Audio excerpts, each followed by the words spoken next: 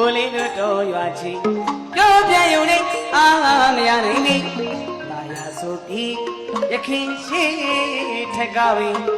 ညီသည်ရေပွေဒုတိလို့ဒီနဘာပြောဝေး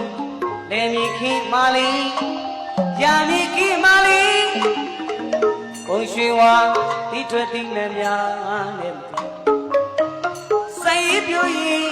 တို့ချင်းပါလို့ဒီအားဆိုင်ခွန်းဆိုင်နေတယ်လေတော်တွေ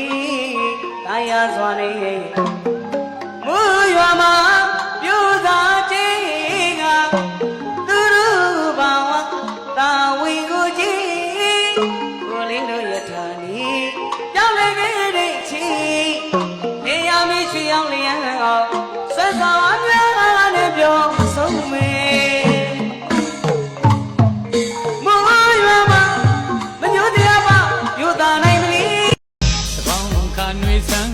နောင်တမပင်တန်းတွေက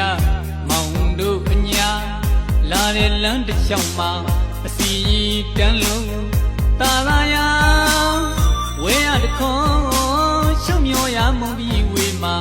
စီရီလေးများကိုတွေ့နိုင်